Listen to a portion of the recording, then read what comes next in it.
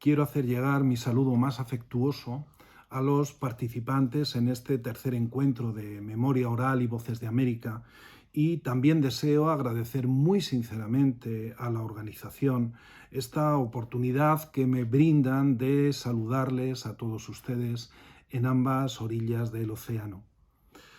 Creo firmemente que la recuperación del patrimonio inmaterial y, sobre todo, su estudio requieren de complicidades transversales del conocimiento. Es por ello por lo que invito a quienes están embarcados en esta aventura prodigiosa de salvaguarda de la memoria colectiva a romper las fronteras individuales de la investigación que limitan demasiado los resultados y a promover e implicarse en proposiciones de colaboración en proyectos interdisciplinares. Por otra parte, y desde mi propia experiencia, que me abrió los ojos probablemente demasiado tarde, invito al imprescindible registro audiovisual de cuantos testimonios orales puedan dejar rastro del patrimonio inmaterial. Documentar ese patrimonio a través del sonido y de la imagen permitirá posteriormente una revisión pausada de esos archivos que proporcionará ingentes informaciones no solo a propósito de los temas encuestados, sino también de los recursos léxicos empleados para contarlo. La diversidad lingüística de las hablas es un prodigioso tesoro que deberíamos ayudar a conservar. Les animo, pues, a ello de manera principal a los colegas de las Américas, donde aún están a tiempo de salvaguardar un patrimonio que aquí, en la vieja Europa y en particular en España, llegamos demasiado tarde para intentarlo. Finalmente, agradezco que incluyan una parte de la reciente conferencia que pronuncié en la Facultad de Filología de la Universidad de Salamanca, donde precisamente insistí en algunas de estas ideas. Desde esta Salamanca y desde su universidad, alma mater del conocimiento en todo el mundo por más de 800 años, les envío mi saludo, mi gratitud y mi deseo de un fructífero encuentro. Muchas gracias. En las postrimerías de la década de los años 70, algunos recién licenciados por esta universidad, como el que habla aquí en este momento, enredábamos con la tradición oral. Comenzábamos por entonces a publicar nuestras primeras colaboraciones en una prensa local de formato sábana, como era el Adelanto, y también hacíamos incluso pinitos en emisoras de radio con programas de música tradicional o creábamos grupos de música folk para luego acabar dando conciertos, dando la matraca, en definitiva, en el aula Juan de la Encina, aquí muy cerquita, en aquellas semanas de intérpretes universitarios que dinamizaban la vida universitaria salmantina de aquella década prodigiosa de la transición. Bueno, en aquel marco se escuchaba con frecuencia una frase que 45 años más tarde, por cierto, he vuelto a oír, como si todo el tiempo transcurrido hubiera resultado estéril, como si eso que ahora se llama el patrimonio cultural inmaterial, es decir, la tradición oral, la cultura tradicional del folclore, no se hubiera movido de una posición fosilizada por nostálgicos y falsos románticos. Esa frase era y es la que da título a esta intervención. Esto del folclore es muy bonito y no se puede perder. ¿Se trata acaso de una manera de exteriorizar verbalmente un sentimiento, el que despierta las tradiciones populares en todas aquellas personas que añoran un pasado cargado de referencias identitarias que damos por perdido o en trance irreversible de extinción? La pérdida de las raíces produce un sentimiento de desamparo e indefensión ante las crisis de identidad, puesto que son las raíces las que nos aferran a la tierra. El legado de la tradición conlleva un componente emocional muy notable.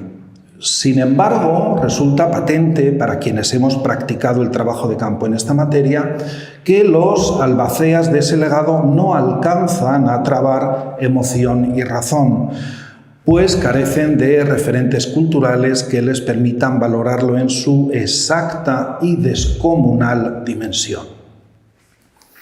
En todo caso, y volviendo a la frase de Marras, acabé por convertirla en un leitmotiv compartido con algunos colegas siempre desde la ironía y desde una complicidad críptica para muchos, cuyos códigos se remontan más de siglo y medio atrás. Como es bien sabido, fue el escritor William John Thoms el que acuñó el término folclore en 1846 en un célebre artículo que se publicó en la revista londinense The Athenaeum. En ese artículo acuñaba este término para referirse a lo que hasta ese momento se venía llamando antigüedades populares y que apuntaba a querer convertirse en una ciencia nueva. Sin embargo, no fue él en modo alguno quien construyó la afición por estas antigüedades populares en España, si bien aquel neologismo, eso sí, un tanto bastardeado, habría de acabar triunfando aquí. Basilio Sebastián Castellanos y otros escritores románticos azuzados por Ramón Mesonero Romanos en los años 30 del siglo XIX desarrollaron una encomiable labor de sensibilización sobre las tradiciones populares y alarmaron ya entonces de su pérdida irreparable en revistas como el Semanario Pintoresco Español, el Museo de las Familias y otras publicaciones periódicas de parecidos planteamientos muy populares a lo largo de todo el siglo y que nos permiten hoy disfrutar de una lectura entretenida y provechosa para escarbar el brasero de las tradiciones y las costumbres de ese siglo.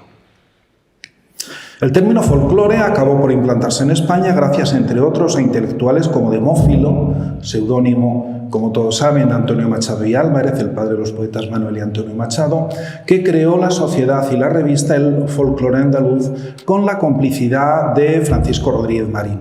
Bueno, aquel proyecto importó con fidelidad etimológica, en un primer momento al menos, el concepto multifacial del folclore. Pero el perfil de los colaboradores ya amagaba un escoramiento del término hacia la parte literaria o cuando menos hacia el perfil filológico. Y de esos comienzos en que se miró el todo por la parte, que enfocó el folclore con orejeras, se derivaron otras perversiones del término que culminaron en el siglo XIX y habrían de ser rematadas en la posguerra civil con la creación de ese brazo armado de género y de ideología franquista que fue la sección femenina. El tardofranquismo acabaría por rematar la faena convirtiendo el folclore, o por decir mejor, la parte más folclórica del folclore, en un mero elemento decorativo institucional que servía lo mismo para un roto que para un descosido. Y de tal suerte ha seguido empleándose hasta hoy. De manera que el folclore se ha consolidado y hasta lexicalizado como algo asociado a la fiesta y como sinónimo de jarana. Expresiones como vaya folclore se armó o menudo folclore preparamos no hacen más que ratificarlo. Y de esa manera se ha contaminado el valor profundo de la tradición oral, perdiéndosele el respeto por pura ignorancia y contribuyendo a desamparar el patrimonio tradicional de los arbotantes y los contrafuertes que su estudio podían y debían ofrecerle, como edificio que acoge una parte muy importante de la cultura española. De ese uso reduccionista se deriva precisamente la nominación de todos aquellos que a lo largo del siglo XX se dedicaron a la compilación de cantos populares con especial dedicación a lo musical en detrimento de lo literario, conocidos como folcloristas. Dámaso Ledesma, por ejemplo, es el autor de la primera compilación de cantos tradicionales salmantinos, publicado en 1907, y tituló así su libro Folclore o Cancionero Salmantino. Por esto, entre otras razones, he aceptado la invitación de mis compañeros para contribuir a desfacer entuerto monumental semejante, ya no solo ejerciendo de vindicador de este patrimonio cultural inmaterial, de ese folclore tan bonito que no se puede perder, sino también de la transversalidad como método para llevar a buen puerto estudios interdisciplinares con la base oral como argamasa y elemento aglutinador. El análisis del patrimonio oral de manera unidireccional castra de entrada el poderoso bagaje transversal que acarrea. Ese patrimonio es de tal diversidad que demanda la connivencia de antropólogos y de etnógrafos, de filólogos, de historiadores y prehistoriadores, de geógrafos, de sociólogos y psicólogos, de meteorólogos y expertos en derecho, farmacopea, medicina y veterinaria sin prejuicios, de estudiosos de la indumentaria, del arte y de la simbología, arquitectos y gastrónomos, expertos en espiritualidad tradicional, en fin, un aparente sin Dios para la investigación ortodoxa a la que estamos acostumbrados. Necesitamos estudios que quieran y sepan componer sin complejos y con solvencia las piezas de ese rompecabezas enmarañado que supone el hecho folclórico, al que parece faltarle siempre alguna pieza y que exige superar con altura de miras, como dicen ahora los políticos, tabúes y estereotipos que han ido adhiriéndose a lo largo de décadas al patrimonio inmaterial, creando una costra que ha lastrado su verdadera, completa y necesaria percepción y valoración por parte de la comunidad científica en general y en particular de la universitaria. Desde nuestra propia Facultad de Filología es preciso ampliar el campo de mira para saber percibir el legado oral como una oportunidad para la investigación, más allá de lo estrictamente filológico, ya sea lo lingüístico o lo literario, y así desmontar mitos que han llegado hasta nuestros días como una deuda rodada. Recuerdo mi personal experiencia con Luis Cortés Vázquez, catedrático de francés que fue de esta facultad y pionero en los estudios sobre el patrimonio inmaterial. Resultó una dolorosa constatación, cierta conversación que tuve con él, de hasta qué punto la universidad menospreciaba esta área del conocimiento. Él, don Luis Cortés, me aconsejó que si quería emprender un itinerario investigador que mereciese el respeto de la comunidad universitaria, en modo alguno tomase el camino de la investigación etnográfica o del patrimonio oral. Y en consecuencia se negó a dirigir la tesis que le proponía justamente en esa dirección. Pero ¿a dónde que traigo esta mañana aquí la transversalidad del patrimonio cultural inmaterial como matraca de mi intervención? Bueno, se ha puesto un énfasis excesivo, creo yo, al menos desde mediados del siglo XX, en la música tradicional como estandarte del patrimonio inmaterial. Esto ha perturbado notablemente la percepción necesariamente panorámica de ese patrimonio. Si bien, no lo niego, ha servido de cebo para captar la atención de muchos. De hecho, hoy la música tradicional o música de raíz, o como queramos llamarla, sigue suscitando interés y hasta parece que quiere despertar de un cierto letargo. Hace un mes, concretamente el 5 de enero, podíamos leer en El País la siguiente noticia: la gran eclosión del folk en España. La música de los abuelos es lo más moderno. Artistas jóvenes como Tanxugueiras, Guitarrica de la Fuente, Bayuca o Rosalén empujan los sonidos tradicionales a sus más altas cotas de popularidad en tiempos de democracia. Debo añadir, con todos los respetos a Fernando Neira, que firmaba esta información, que no comparto del todo la afirmación última, pues la música folk gozó de un verdadero boom del que fui testigo agente, además, a finales de los 70 y comienzos de los 80, en el arranque precisamente de la democracia. La última semana, la selección de la representación española en el Festival de Eurovisión ha venido a confirmar esta pujanza de las músicas de raíz.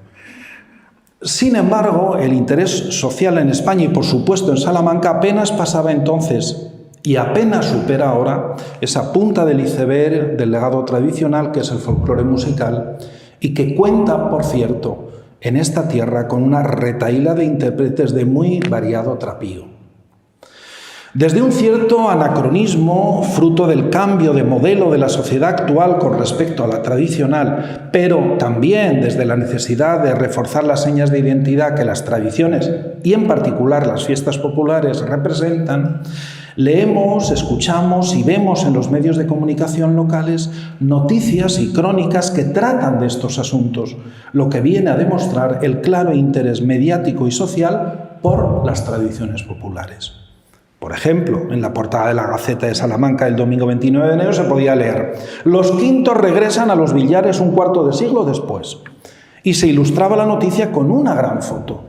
En el interior se detallaba la carrera de cintas con bicis o la plantación del pino, liturgias emblemáticas dentro de los rituales de la iniciación masculina que practicaban tradicionalmente los quintos. En la portada de ese periódico del 5 de febrero ocupa una cuarta parte una foto con el siguiente titular: «La tradición matancera en Guijuelo», desarrollando en el interior esta neofiesta con todo detalle. También a lo largo de los primeros días de febrero este periódico y otros digitales han dedicado gran espacio a las fiestas populares de las Candelas, San Blas o Santa Águeda, como lo harán dentro de nada con el carnaval. Bueno, durante años, aparte de enseñar español en nuestros cursos internacionales, he venido impartiendo algunas conferencias y cursos sobre la cultura popular española, dirigidos particularmente a los profesores de español, emperrados siempre en el firme propósito de abrir horizontes diferentes en esa enseñanza. Siempre he procurado diseccionar algunas manifestaciones de la cultura española para demostrar cómo el conocimiento del legado oral resulta imprescindible para comprender su verdadero significado. Solía elegir para ello algunas obras literarias que se situaban en la intersección de mis intereses con los de mis alumnos. Y así, conociendo, como todos saben, la fascinación que los guiris tienen por García Lorca, les intentaba provocar empleando como anzuelo algunas piezas de la conocida como trilogía rural. Particularmente, yo creo que resulta productiva la pesca en el coto de Yerma o en el de la casa de Bernarda Alba. Yerma, por ejemplo, y como es bien sabido, convierte en núcleo principal de la trama la obsesión por la fecundidad. Pero realmente se trata de una obsesión personal del personaje que crea Lorca o responde a algo genérico socialmente. El propio nombre del personaje central proclama ya la desolación que supone para la mujer tradicionalmente la esterilidad. La mujer machorra, como se dice por esta tierra, es aquella que no puede concebir, y así se denominaban las ovejas estériles, solo que éstas se las comían los mozos la noche de Todos los Santos, junto con los calbotes o calboches, es decir, las castañas asadas, regado todo con un cántaro de vino mientras encordaban hasta el amanecer. Esto es, mientras doblaban las campanas con el toque de difuntos para alejar los espíritus de los muertos. En la fiesta de Xamaín, esa misma noche del 1 de noviembre, pero hace 2500 años, los celtas también se emborrachaban para favorecer la conexión de los muertos, cuyos espíritus venían a visitar a los vivos en fecha tan señalada, recibiéndoles los vivos con alborozo.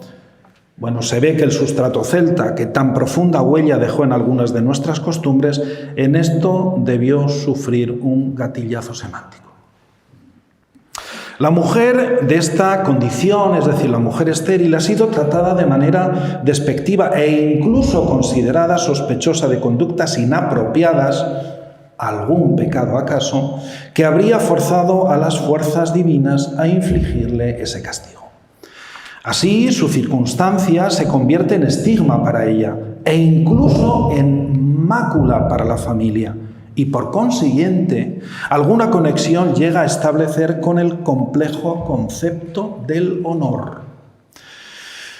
Al respecto, dice Juan, el marido de Yerma, en el capítulo 2 del acto segundo, en el cuadro 2 del acto segundo: las familias tienen honra y la honra es una carga que se lleva entre todos.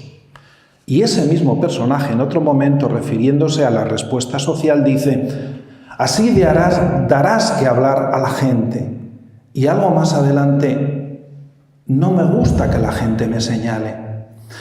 Bueno, ser señalado con el dedo, dar que hablar, lo que popularmente en los pueblos se dice como sacar cantares, son solo algunas de las consecuencias derivadas del apartamiento de la norma, de la linde, del incumplimiento de lo que la sociedad tradicional espera de sus individuos, y la procreación es mandamiento principal, pues de él se deriva ni más ni menos que la supervivencia del grupo.